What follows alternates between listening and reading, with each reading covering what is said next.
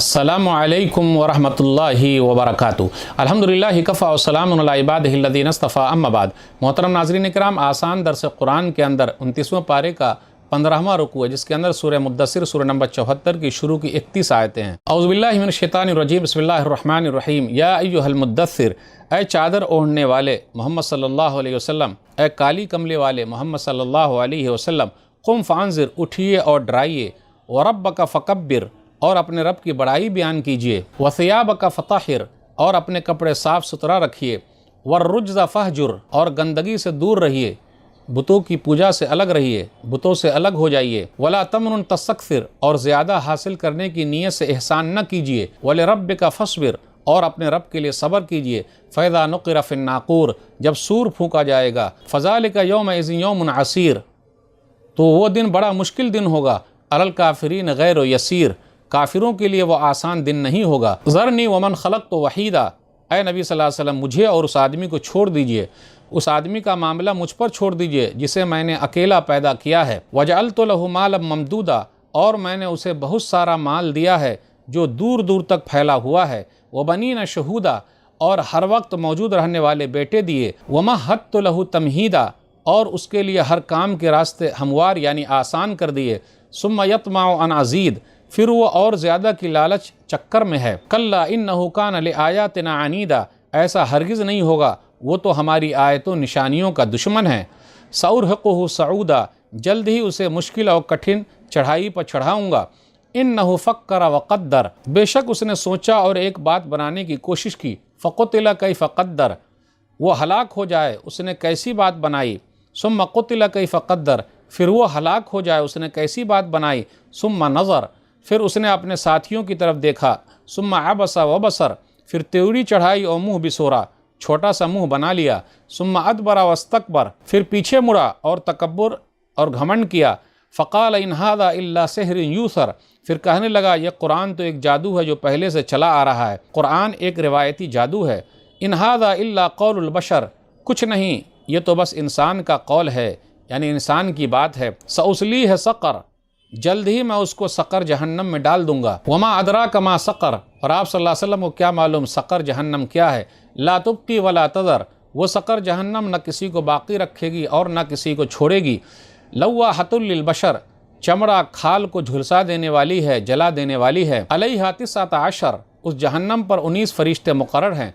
वमा जअलना अस्हाबन नार इल्ला मलाइकतन वमा जअलना इद्दतहुम इल्ला फितनतल लिल्लज़ीना कफ़रू लियस्तयक़िनल लज़ीना ऊतुल किताब व यज़दादल लज़ीना आमनु ईमाना वला यर्ताबल लज़ीना ऊतुल किताब वल मुअमिनून वलियक़ूलल लज़ीना फ़ी क़ुलूबिहिम मरज़ वल काफ़िरून माज़ा अरादल्लाहु बिहाज़ा मसला कज़ालिका युज़िल्लुल्लाहु मन यशाअ व यहदी मन यशाअ वमा यअलमु जुनूद रब्बिका इल्ला हु वमा हिया इल्ला ज़िक्रा लिल बशर। और हमने जहन्नम की निगरानी फ़रिश्तों को दे रखी है, और हमने उन फरिश्तों की तादाद को काफिरों के लिए आजमाइश बना दिया है, ताकि अहले किताब यहूद व नसारा को यकीन आ जाए और ईमान वालों का ईमान बढ़ जाए, और अहले किताब और ईमान वाले कुरान के सच होने में किसी शक में न रहें, और ताकि जिनके दिलों में निफाक की बीमारी है और कुफ़ार इनकार करने वाले कहें कि इस मिसाल से अल्लाह की मुराद क्या है। इसी तरह अल्लाह जिसे चाहता है गुमराह कर देता है और जिसे चाहता है हिदायत देता है, और आप सल्लल्लाहु अलैहि वसल्लम के रब के लश्कर को उसके सिवा कोई नहीं जानता। और ये बातें इंसान की नसीहत के लिए हैं। नाज़रीन इकराम, आसान दर्स कुरान के अंदर 29वें पारे का 15वां रुकू है, जिसके अंदर सूरह मुद्दस्सिर सूरह नंबर 74 की शुरू की 31 आयतें हैं।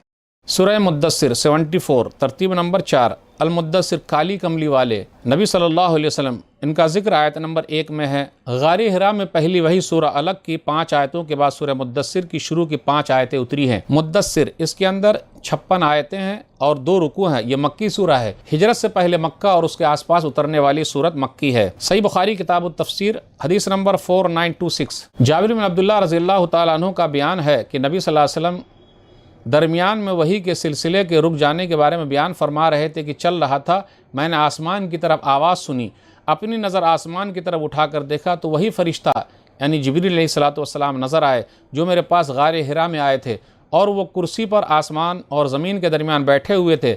मैं उन्हें देखकर इतना डरा कि ज़मीन पर गिर पड़ा। फिर मैं अपनी बीवी उम्मुल मोमिनीन खदीजा रज़ियल्लाहु ताला अन्हा के पास आ और उनसे कहा, मुझे कपड़ा उड़ा दो, मुझे कपड़ा उड़ा दो। उन लोगों ने मुझे कपड़ा उड़ा दिया। ज़म्मिलूनी ज़म्मिलूनी फ़ज़म्मलूनी, फिर अल्लाह ताला ने यह आयत उतारी, یا ایھا المدثر قم فانذر بلا قولہ فہجر۔ ابو سلمہ نے بیان کیا الرز بت کے معنی میں، پھر وحی کا سلسلہ شروع ہو گیا جو کبھی نہیں ٹوٹا۔ سورہ مدثر کا خلاصہ۔ سورہ مدثر کے پہلے رکوع کے شروع میں نبی صلی اللہ علیہ وسلم سے خطاب ہے، آپ لوگوں کو ڈراتے رہیں، اپنے رب کی پاکی بیان کریں اور اپنے کپڑے صاف رکھیں اور کفر و شرک اور ہر طرح کی گندگی سے دور رہیں۔ آیت نمبر 11 سے آیت نمبر 26 تک ولید بن مغیرہ کے بارے میں ہے، جن کے پاس مال و اولاد تھے، جہنم کے لیے 19 فرشتے مقرر ہیں، اللہ کے لشکر کو اللہ کے علاوہ کوئی نہیں جانتا۔ دوسرے رکوع کے شروع میں چاند، پھر اسی طریقے سے رات ہے اور صبح ہے، اللہ نے قسم کھائی ہے، جہنم میں جانے والوں سے پوچھا جائے گا کیوں چلے آئے، تو وہ کہیں گے نماز نہیں پڑھتے تھے، مسکینوں کو کھانا نہیں کھلاتے تھے، قیامت کے دن کو جھٹلاتے تھے، قرآن سے ایسے بھاگتے تھے جیسے لوگ کوئی جنگلی گدھے ہیں جو شیر کے حملے کے وقت بھاگ کھڑے ہیں۔ قرآن ایک نصیحت ہے۔ آیت نمبر 1 سے 7 کے درمیان غور کیجئے، اللہ نے کیا کہا؟ یا ایھا المدثر قم فانذر، اے نبی صلی اللہ علیہ وسلم اٹھیے اور لوگوں کو ڈرائیے، وثیابک فطہر۔ آیت نمبر 4 پر غور کیجئے، وثیابک فطہر، اور آپ اپنے کپڑے کو پاک و صاف رکھیے، دل کو بھی صاف رکھنا، کپڑے کو صاف رکھنا، صفائی آدھا ایمان ہے، الطہور شطر الایمان، صحیح مسلم کتاب الطہارہ حدیث نمبر 223۔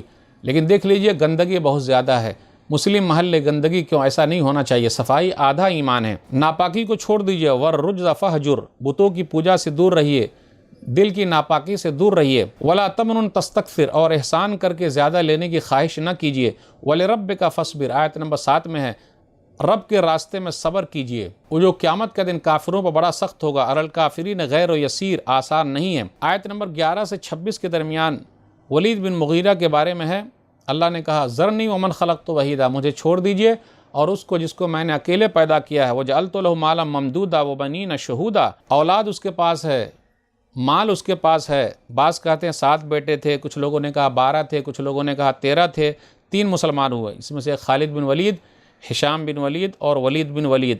فتح القدیر کے اندر علامہ شوکانی رحمہ اللہ نے ذکر کیا ہے۔ آیت نمبر 28 پر غور کیجئے، جہنم کیسی ہے، لا تبقی ولا تذر، نہ باقی رکھتی ہے نہ کسی کو چھوڑتی ہے، ثم لا يموت فیہا ولا یحیا، سورہ اعلیٰ سورہ نمبر 87 آیت نمبر 13، کہ نہ اس میں موت آئے گی نہ آدمی زندہ رہے گا، یعنی جہنم کے اندر۔ آیت نمبر 30 پر غور کیجئے، علیہا 19 19 فرشتے ہیں جو دربان ہیں، جہنم کے لیے مقرر ہیں، اس کی حفاظت کر رہے ہیں، اور یہ ایسا اس لیے ہے وما جعلنا عدتهم الا فتنة للذین کفروا، یہ تعداد اس لیے بتائی گئی ہے تاکہ کافروں کے لیے آزمائش رہے۔ آیت نمبر 31 میں ہے، ابو جہل نے جب یہ سنا جہنم کے داروغہ کے بارے میں کہ 19 ہے، تو اس نے کہا اے قریش کے لوگوں، دیکھو تم میں سے ہر 10 آدمی کا ایک گروپ تیار ہو جائے، ایک ایک فرشتے کے لیے کافی ہے۔ کلدہ نامی ایک شخص تھا، بڑا بہادر تھا، طاقتور تھا، اس نے یہ کہا تم سب صرف 2 فرشتے کو سنبھال لینا، 17 کو میں سنبھال لوں گا، میں اکیلے کافی ہوں۔ کہا جاتا ہے کہ رسول اللہ صلی اللہ علیہ وسلم سے اس نے کتنی مرتبہ کشتی